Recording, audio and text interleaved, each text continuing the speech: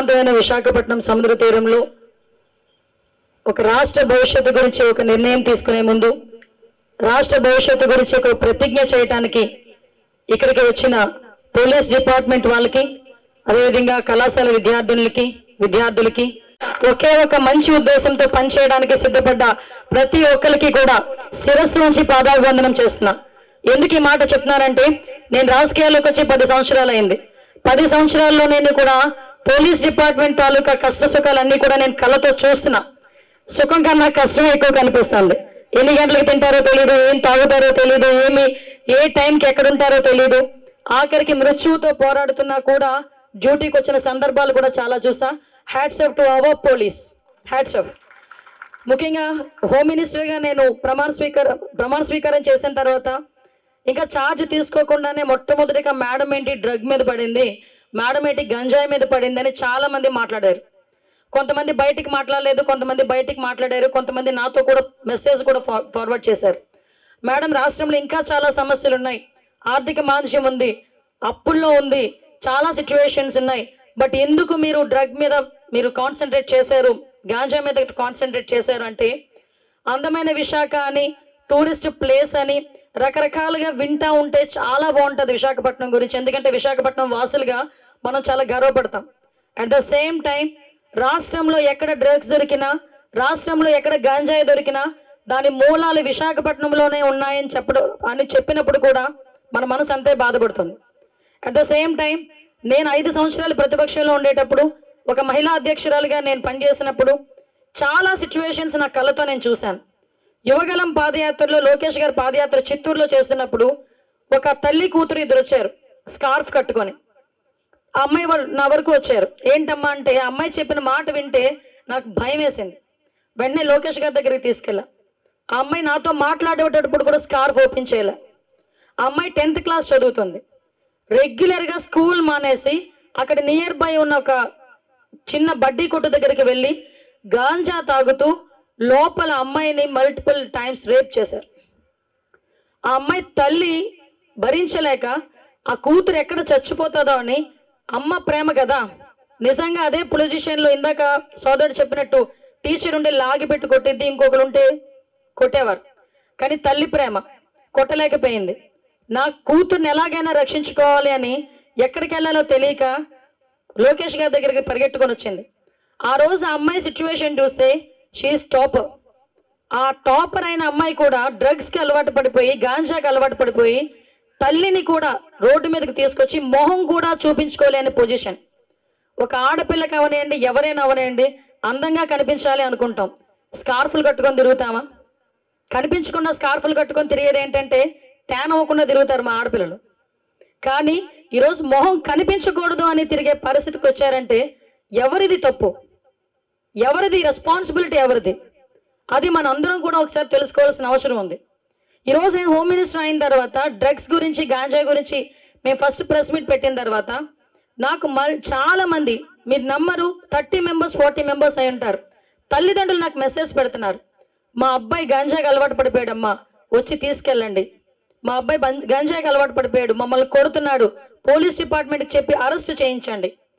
నిజంగా నేను ఏదో నా పరపతి గురించో లేకపోతే నా ఇమేజ్ గురించో డిపార్ట్మెంట్ వాళ్ళకి ఒక మాట చెప్తే తీసుకెళ్ళి వాళ్ళు అరెస్ట్ చేస్తారు. కానీ అక్కడతో సమస్య అయిపోతుందా? అయిపోతుంది. ఇంకా గంజాయి ఎరగట్టడం అయిపోతుందా? అలాగని అరెస్ట్ చేయకుండా ఉంటే ఆగిపోతుందా అన్నది కాదు. ఇక్కడ విషయం ఏంటంటే సోషల్ రెస్పాన్సిబిలిటీ అన్నది ఏజెన్సీ నుంచి విపరీతంగా గాంజా అన్నది దిగుమతి అవుతుంది. నేను ఇంతవరకు మొన్న సిపి గారు వాళ్ళతో కూర్చున్నటువంటి వరకు శీలావతి అంటే చేపే అనుకున్నా. డ్రగ్ కూడా ఉంటుందని నాకు తెలియలే, గాంజాలో ఒక పార్ట్ ఉంటుందని నాకు సంగతి తెలియలే. బట్ అంటే వాళ్ళు కూడా డ్రగ్స్కి కూడా ఒక మంచి మంచి పేర్లు పెట్టుకొని వాళ్ళు ఎంత స్మార్ట్ వర్క్ చేస్తున్నారమ్మా ఒకసారి ఆలోచించండి. ఫ్లిప్కార్ట్లో అమ్మేస్తున్నాడు డ్రగ్స్ తెలుసా, అమెజాన్లో అమ్మేస్తున్నారు, ఈవెన్ కొరియర్ సర్వీసెస్లో డ్రగ్స్ అమ్మేస్తున్నారు. అంటే ఒక డ్రగ్ అమ్మేవాడికే నీకు ఇన్ని చావు తెలివితేటలుంటే ఐపీఎస్ ఆఫీసర్ల కింద, పోలీసుల కింద 6 నెలలు ట్రైనింగ్ అయ్యి కాకి చొక్క ఒంటి మీద పడ్డగానే ధైర్యంతో సెల్యూట్ కొట్టే మన పోలీసులు ఇంకెంత స్మార్ట్గా ఉండాలో ఒకసారి ఆలోచించండి. తప్పుడు పని చేసే వాడికి ఆయన తెలివితేటలుంటే నీతి నిజాయితీగా ఉండి రాష్ట్ర భవిష్యత్తును ముందుకు తీసుకెళ్లడంలో 24 గంటలు కాపలా కాస్తున్న మన పోలీసులకి ఎన్ని తెలివితేటలు ఉండాలో ఆలోచించండి. నేనేమంటానంటే ఎస్, స్మార్ట్ వర్క్ చేద్దాం. ఇక్కడ చాలా మంది చదువుకున్న పిల్లలు ఉన్నారు, పబ్లిక్ని ఇన్వాల్వ్ చేద్దాం. ఈరోజు ఎందుకు కొంచెం నేను ఇబ్బంది పడే పరిస్థితులు వస్తున్నాయి, మనం అందరూ ఇబ్బంది పడే పరిస్థితులు వస్తున్నాయంటే, ఈరోజు మనం చూసుకుంటే జైల్లో ఉన్న మొన్న నాకు చెప్పారు, చాలా మంది జైల్లో ఉన్న వాళ్ళు 1250 మంది విశాఖపట్నంలో, ఒక విశాఖపట్నం జిల్లా నుంచి 1250 మంది పైన జైల్లో ఉన్నారు. మిగతా జిల్లాలన్నీ కలిపి 385 మంది. పోనీ ఈ జైల్లో ఉన్న వాళ్ళందరూ పండించడానికి డబ్బులు ఇచ్చినవాడా, సప్లై చేసినవాడా? కాదు. రూపాయికి 10 రూపాయలకి ఆశపడి ట్రాన్స్పోర్టేషన్లో గర్భిణీ స్త్రీలు కూడా వాళ్ళ ఇల్లు గడవక బయటకు వచ్చి గంజాయిని సప్లై చేసే ఒక ట్రాన్సిస్ట్లో వాళ్ళు తయారైతా ఉంటే వాళ్ళు మనం అరెస్ట్ చేస్తే సుమారుగా 16 సంవత్సరాల నుంచి 25 సంవత్సరాల లోపు పిల్లలు తమ భవిష్యత్తును అంధకారం చేసుకొని జైల్లో మగ్గిపోతున్నారు. ఇలాంటి సిచ్యువేషన్స్ని ఫేస్ చేయాలా, లేకపోతే ఇలాంటి సిచ్యువేషన్ నుంచి ఒక జనరేషన్ బయటకు తీసుకురావాలా? ఈరోజు ఎందుకు గవర్నమెంట్ కూడా దీని మీద ఇనిషియేషన్ తీసుకుంది. మొన్నే క్యాబినెట్ మీటింగ్లో కూడా క్యాబినెట్ సబ్ కమిటీ కూడా వేశాం. ఇందాకే మన వాళ్ళు చెప్పున్నారు, ఒకటి home department, education department, health department, tribal welfare, and at the same time మనకి 4 or 5 ఐ థింక్ హెల్త్. ఈ హెల్త్ డిపార్ట్మెంట్ వాళ్ళందరం కలిపి ఒక సబ్ కమిటీ కూడా ఏర్పాటు చేసుకున్నాం. ఈ సబ్ కమిటీ ఎక్కడ పాయకరావుపేట రిమోట్ ఏరియా, ఆ పాయకరావుపేటలోని ఎక్కడ పెంటకోట, అలాంటి ఏరియాస్లో కూడా ఈరోజు గాంజా దొరుకుతుంది అంటే ఎంత మూలాల్లోకి గాంజా వెళ్ళిపోయిందో మనందరూ అర్థం చేసుకోవాలి. అదేవిధంగా డిమాండ్ సైడ్ ఏముంది, మనకు పిల్లలు, యువకులు, తర్వాత even others, all of them are consuming. And ఈ శీలావతి బ్రాండ్ ఏదైతే మన విశాఖపట్నంలో బాగా పండిస్తున్నారో, దీంట్లో ఇది ఒక టాప్ క్వాలిటీ క్యానబిస్ అని క్లాసిఫై చేయడం జరిగింది.